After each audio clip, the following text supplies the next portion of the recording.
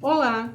No Momento Banrisul de Cinema desta semana, nós vamos destacar uma data muito importante, o Dia do Cinema Brasileiro, comemorado hoje, dia 19 de junho. Essa data entrou para o calendário porque foi no dia 19 de junho, lá em 1898, que o cinegrafista Afonso Segreto registrou a primeira imagem em movimento no Brasil. Ele estava chegando no Rio de Janeiro num navio e filmou a entrada da Baía da Guanabara, esse cartão postal que todos conhecem. Desde então, o Brasil vem construindo uma trajetória cinematográfica intensa e muito original, com filmes que documentam o nosso povo e dão conta da nossa história e da nossa cultura.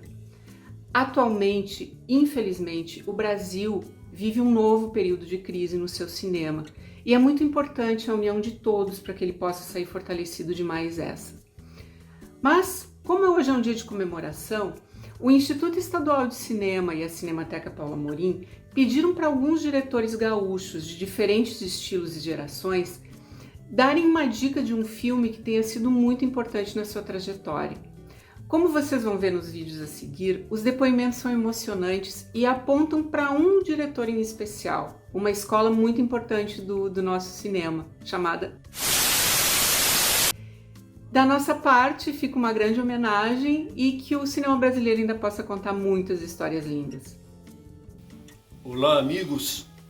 Para o Dia do Cinema Brasileiro, eu sugiro o filme do Paulo Nascimento, do grande Paulo Nascimento, A Superfície da Sombra, baseado no romance do Taylor Diniz. E o motivo é o protagonista do filme, o ator principal, Leonardo Machado, que nesse ano fez, além do Superfície da Sombra, fez o filme Legalidade e eu tive o privilégio de dirigi-lo em seu último filme, A Cabeça de Gumercindo Saraiva. Assistam Superfície das Sombras para relembrar ou conhecer um extraordinário ator do sul do país. Nesse dia tão importante que é o Dia do Cinema Nacional, eu não posso deixar de falar de um dos filmes que mais me tocou e que até hoje é uma referência na minha trajetória, que é O Fio da Memória, do Eduardo Coutinho. Eduardo Coutinho, que é esse diretor incrível que tem na sua vida tantos filmes importantes e fundamentais para a cultura cinematográfica do Brasil.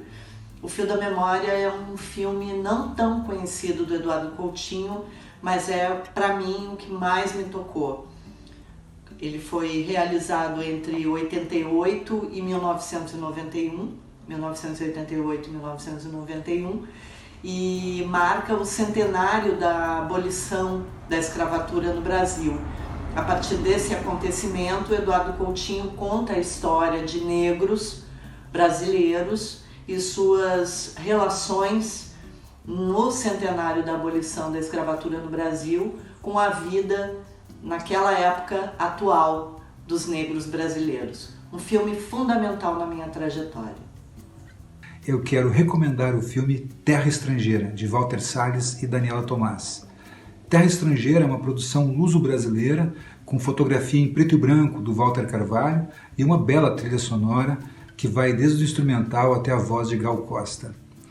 O filme se passa na época do confisco financeiro do governo Collor, anunciado por Zélia Cardoso de Mello, e retrata a imigração e o sentimento de pertencimento. Viva o cinema nacional e viva sua incrível capacidade de se realizar e cruzar fronteiras. O documentário que eu quero indicar hoje é Meu Amigo Fela, do cineasta Joelzito Araújo.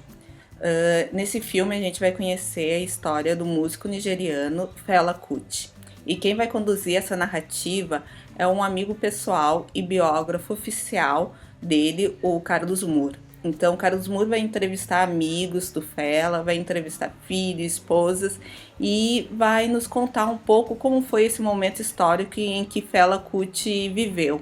E a gente vai poder perceber durante a trajetória como a cultura influencia para a mudança da realidade e proporcionar novas gerações.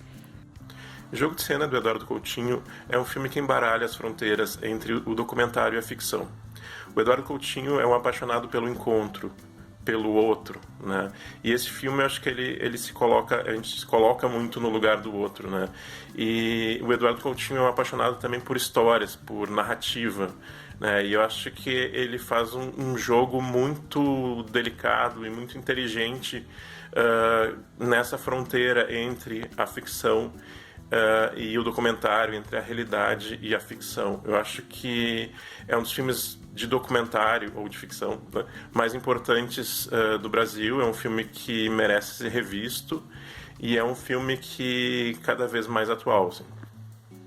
E um filme brasileiro que eu gostei muito quando assisti foi O Homem e a Gaivota, da Petra Costa, que ela co-dirigiu com a Lea Globe. E eu tava em Florianópolis e eu precisava matar tempo de tarde, porque eu precisava pegar um ônibus só à meia-noite. E aí eu vi os filmes em cartaz e, por sorte, estava o Homem e a Gaivota em cartaz, em um shopping em Florianópolis. E entrei pra assistir e eu me emocionei bastante, assim, eu achei ele muito delicado, né? Aqueles filmes que tu assiste, nossa, que filme bom. Ele mistura documentário e ficção e ele mostra uma atriz, né? Uma mulher que é atriz e ela tem uma peça pra fazer, só que ela fica grávida. Então, ela não vai poder fazer a peça, porque no dia da peça ela estaria com 7 meses de gravidez. Então, o marido dela também é da companhia de teatro, e ele continua na peça, e ela não pode fazer. Então, é um filme muito bonito, e eu gostei muito de assistir, recomendo. Hola a todos, soy Juan Zapata, y en este día del cinema brasileiro, fico pensando em quantos filmes têm mexido comigo no Brasil. Sempre argumento o fato de que a gente, como latino-americano, seria muito melhor cineasta e teria um pouco mais de cultura se o cinema brasileiro chegasse mais a estes outros países, se a gente tivesse estudado mais este cinema maravilhoso. A mim me mexeu muito um cineasta muito especial daqui do Brasil, que infelizmente já não está conosco, que é o Eduardo Coutinho. Muitos dos grandes filmes dele, vi toda a sua cinematografia. Edifício Master foi um dos filmes que mais influenciou em boa parte da minha carreira, mas eu fiquei muito impactado com o Jogo de Cena, e principalmente depois de conversar com ele no dia que ele estreou o Jogo de Cena em Gramado. Fiquei muito emocionado com a sensibilidade, com a capacidade de com ser um cineasta que estava sempre a 10, 20 passos mais adiante de todos, com sua sensibilidade, com seu pensamento e com sua capacidade cinematográfica.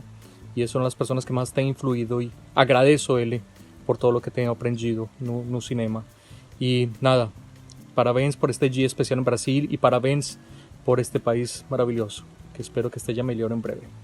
Um abraço. Viva o cinema brasileiro! Para comemorar, 2 dicas: o longa-metragem documentário Edifício Master e o curta-metragem Alma no Olho. 2 filmes que eu acho fundamentais na trajetória da cinematografia brasileira. Edifício Master, longa-metragem documental do genial Eduardo Coutinho, que fala sobre os moradores do Edifício Master em Copacabana. Aliás, nesses tempos de pandemia, é muito interessante ver a proposta do Edifício Master. E Alma no Olho, do Zósimo Bubble, um curta-metragem dos mais importantes da trajetória da cinematografia brasileira. Curta-metragem visceral para tratarmos das questões da negritude. Fica aí então as minhas 2 dicas para comemorarmos o cinema brasileiro, o Dia do Cinema Brasileiro. Edifício Master, longa-metragem, e Alma no Olho, curta-metragem. Nós perguntamos, e a maioria dos nossos convidados lembrou de Eduardo Coutinho, um documentarista muito importante para a cinematografia brasileira. No dia de hoje, o nosso afeto a todas as realizadoras e realizadores, trabalhadores e trabalhadoras, e ao público que faz do audiovisual algo tão relevante para a cultura brasileira.